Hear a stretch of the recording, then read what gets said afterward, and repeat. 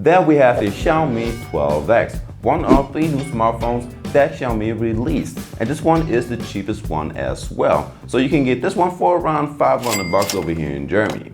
So this one has a lot of good things to it, but there are also some flaws. And I will tell you everything that you need to know. Now, before we start with the video, make sure to leave a quick like and subscribe to my channel for more daily reviews. And now let's get started. So first up, let's talk a little bit about the design. As for the back of the phone, we have a very clean surface. Right here on the bottom corner, we get the Xiaomi symbol as well, and this one supports 5G. Now, we can see that the back camera really sticks out by quite a bit. Still just a few millimeters, but it will not lay flat on the backs, so it will always wiggle around a little bit like this. Maybe I'll zoom in so you can see it a little bit better.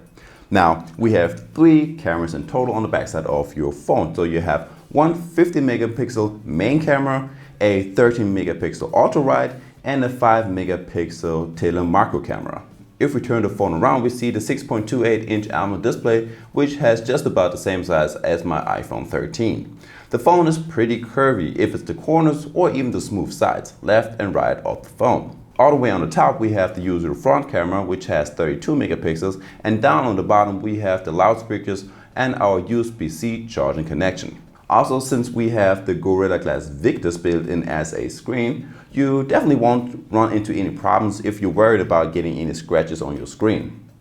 Now, I don't have the biggest hands by any means, which is a little problem. So I cannot get all the way on the top, so I have to change up my hold or use my second hand to swipe down your notifications or get to the quick panel, which is a little bummer, but you can work around. And as for last, this phone is available in 3 different colors. Now right here I have the gray version, but you can also get this one in the colors of blue and purple. Now talking about the software and some features on the Xiaomi 12X. And this one right here is running right now on the new Android system, Android 12, with the chance of being upgraded all the way up to Android 14.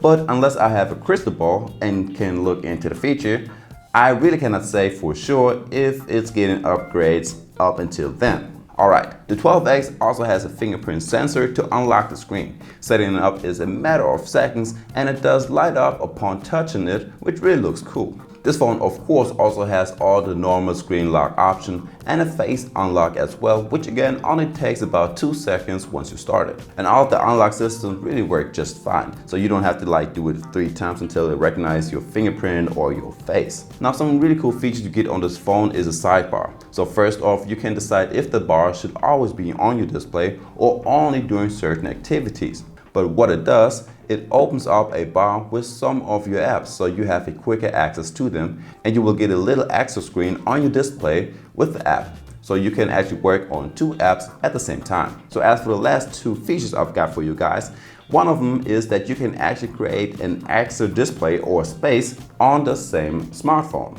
So this one works kind of like with the different users you have on your Windows. So you have a different password or fingerprint or face detection, so you get to a different display. So in order to get to my main space, I can just use my fingerprints, normal password, or the face detection.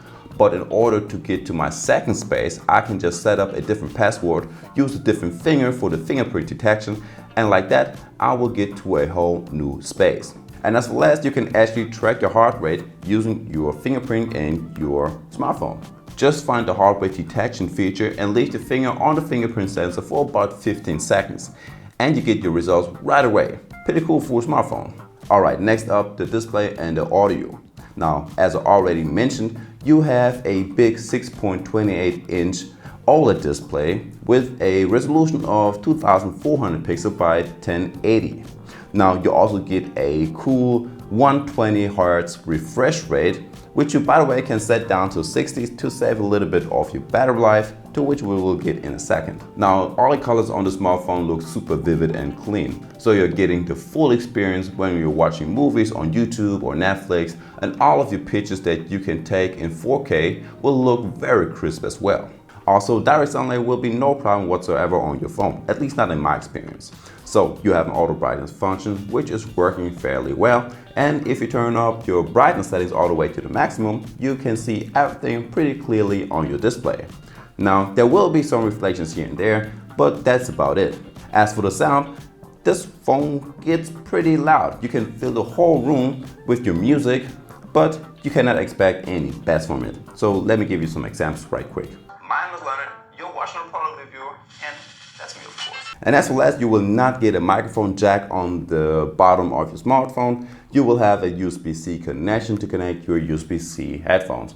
But since most of us will use wireless headphones anyways, so that's not a big problem for me. Alright, talking about performance and some gaming. So I did a little bit testing myself and I played game Genshin Impact. So it's the first time me playing it, and I do have to say that everything works pretty well on this. The colors and the game mechanics, they look pretty smooth if it's the movements or the frame rate in general. The only thing that I noticed is that the clouds do stutter a little bit across the display, but that's already it. Now just one thing that you have to keep in mind is that this phone gets pretty hot. Maybe not finger burning hot, but you definitely feel the heat on the front and on the backside of your smartphone. And as for last, since you have a 5G smartphone, you have pretty good connection everywhere you go. Now, since I live in Germany, I don't have a good connection over on the highway or on the train, but if you want to watch some live streams on Twitch or on YouTube or wherever, it works very good and you have no buffering time or something like that. Alright, let's talk about the battery life for a second. The Xiaomi 12X may have a smaller battery than the Pro version or the normal 12, but because we have a chip that is a little bit more battery efficient, we actually get a better battery life out of it. So we have a 4500 mAh battery, which gives us about 7 to 8 hours of on-screen time, which is actually not half bad. Now during the night you lose about 8 to 10% of battery life, and even though we're supposed to get fast charging, it's really not that fast. Included in the packaging we get a 67 watt charger as well, with a USB-C to USB-A connection. And it only takes about half an hour to go to 70 to 75%, and if you wait an extra 50 minutes, so 45 minutes in total, it will go from flat all the way up to 100%. And unlike with other smartphones, we do not have wireless charging. Alright, let's get to the main feature of every smartphone, the camera. So on this phone you have a 50 megapixel camera on the backside, which is the main camera. You have a 13 megapixel ultra wide and a 5 megapixel macro camera. But just let me show you some pictures that I took in the park the other day. Right here I took some pictures with and without the ultra wide angle, and you definitely see that you see a lot more. Just look at the edges of the pictures, that's when you really notice it the most. I also tried to take some very close-up pictures of some flowers, which more or less worked. I think that's the nearest that I can go and still get a clear picture out of it. Overall, not too shabby, but there are definitely some other smartphones out there that are doing a little bit better job on those pictures. Now, as well as we also have a front camera. Now this one is a 30 megapixel selfie camera, with which you can take videos in 1080p with 60 frames. You can also do it in 1070p with 30 frames or 60 frames per second. And let me show you some examples right quick.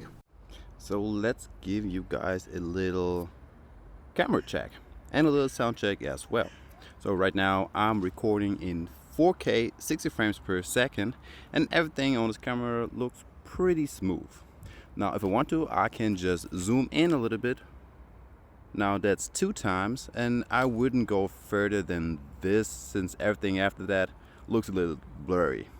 So let's go back to like 1.1, and everything still looks pretty good.